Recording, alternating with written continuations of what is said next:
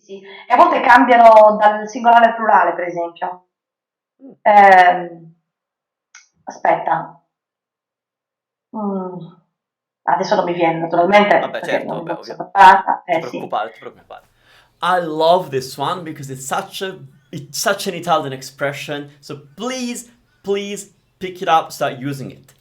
So the whole point of this course, or series, is that as an advanced student, that's when you want to move from the literal Italian that you are able to produce quite well, hopefully, um, and move on to the colloquial or natural Italian, which is full of slang. Now, when I say slang, I don't mean kids' language or rude language. I'm just saying the way people talk. Okay, so being less literal is key as an advanced speaker of a foreign language, and this expression is one of those that are really good. Adesso non mi viene. She's trying to remember or to come up with an example of when the vowels change, something like that. And she says, adesso non mi viene. You got what it means from looking at the clip. Basically, she's saying, I can't remember. But this means right now it's not coming to me.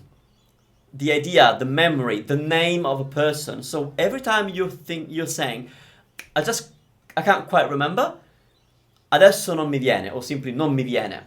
For example, I could say, non mi viene il nome della sorella di Marco. I can't remember the name of Marco's sister. So non mi viene is another way of saying I can't remember in a specific context that I hope I was able to explain. Okay.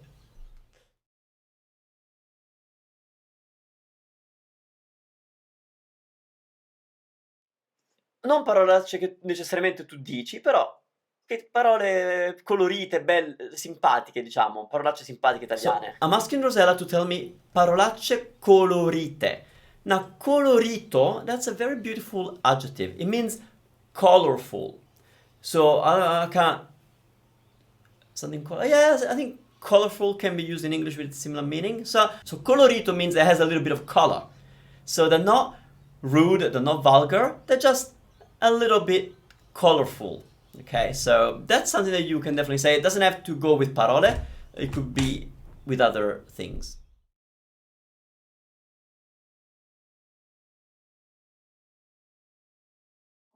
Idiota mi fa proprio girare le scatole, quando uno mi fa proprio girare le scatole. Idiota. Vabbè, Per esempio, sì, però è pulita, idiota, dai, è no? pulito, è pulito. Cretino vuol dire, cretino proprio mi riempie la bocca, Cretino, cretino. cretino. Sì, cretino.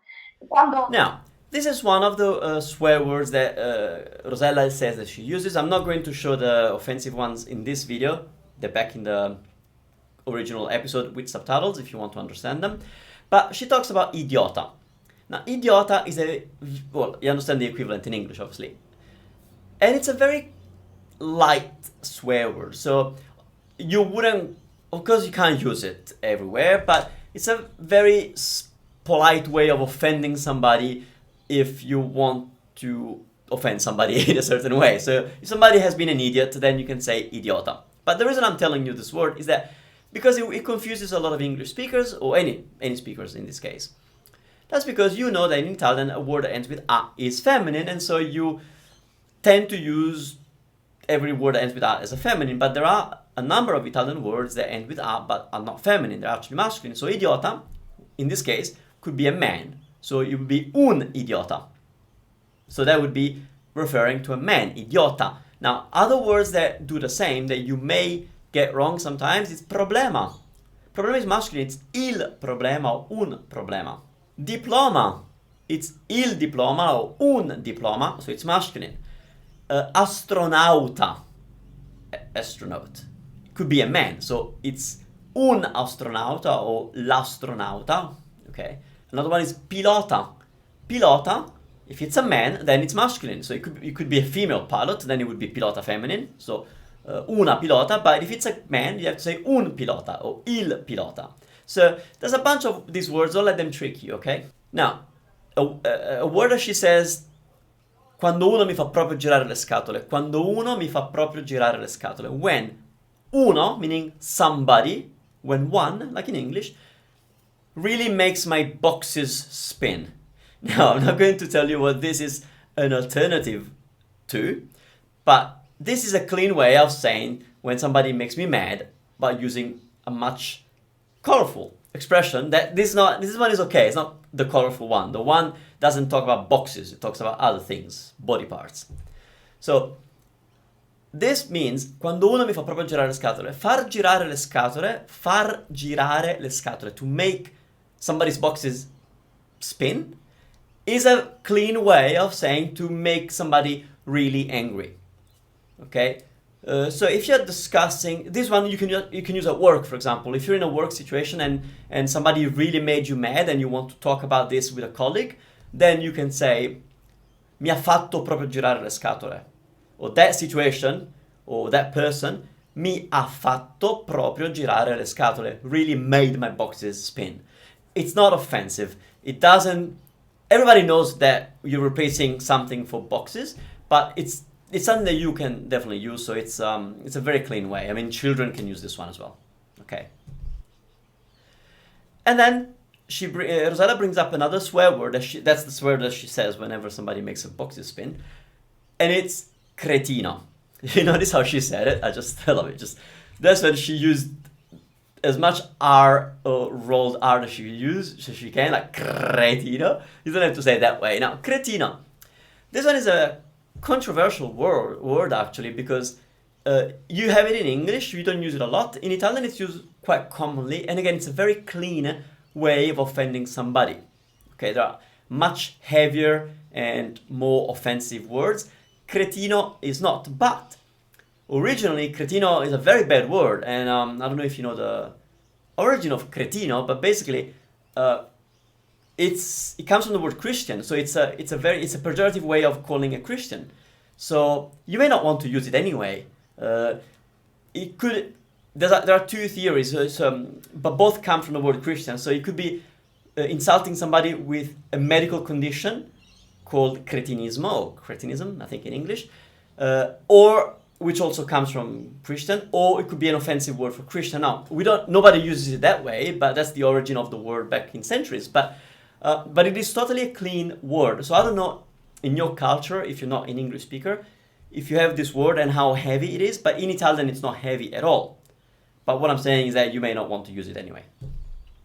Do I use it? Yeah, sometimes. It's not my favorite word anyway.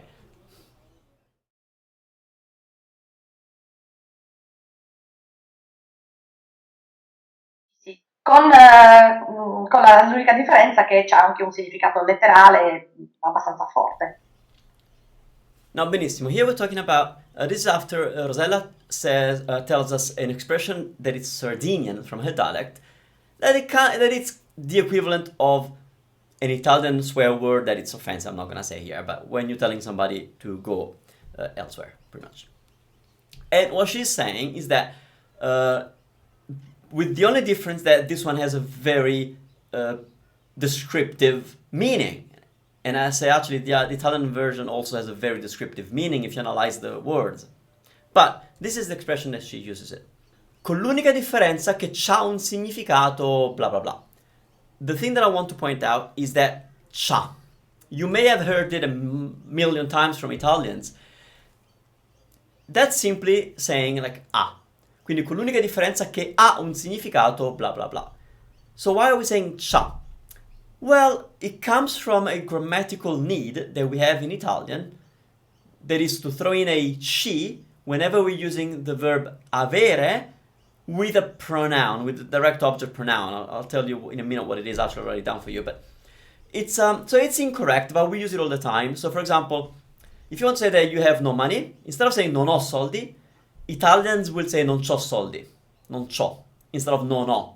It's incorrect. It's up to you to choose it, but you will find that many people, the majority of people, do use it. So again, it's up to you to determine which level of Italian you want to speak. Okay, it's not vulgar or anything. It's not you're not speaking like kids. It's just it's a known, polished way of speaking. It's fine, but instead of saying hai una penna, you might hear Italians say c'hai una penna, c'hai instead of I. You basically just put C apostrophe before the verb avere. C'ho, c'hai, c'ha, c'abbiamo, c'avete, c'hanno. Okay, pretty much. It's wrong, but the reason this comes from something that is actually correct in Italian, and it's this. If we need to use the verb avere with a pronoun, for example, like direct object pronoun, like it. So if I want to say I have it, I would have to say lo for it, and then o for have, right? Now, of course, we wouldn't say lo because that's silly. It's like having two o sounds. So I would say lo. Lo sounds really wrong. So if I want to say, do you have it? It just would sound really short and incomplete to say lie, lie. It doesn't even make you think that I'm asking, do you have it? Does it?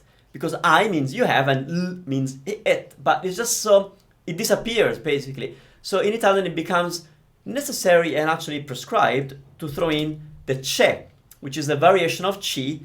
Whenever we put another pronoun after ci, then the vowel changes to c'è. So it's actually correct to say ce l'hai, have you got it? It's the same in English. Instead of have you it or do you have it, in some parts of English speaking, the English speaking world, they throw in the got. Have you got it? Simply because have you it sounds just wrong, sounds strange, right? So have you got it? It's a similar idea. So we're gonna throw in the c'è whenever we need to say I got it or I have it. So whenever there's a pronoun involved with the verb to have, in any tense, right? It doesn't have to be present tense. So I could say ce l'avevo, I used to have it. Ce l'ho avuta, I've had it. So it doesn't matter. Now, not I've had it as in I've had enough of this situation. It just means I've had it. Like I've had a red car, for example, okay? So don't confuse my I've had it meaning the English expression I've had it, okay?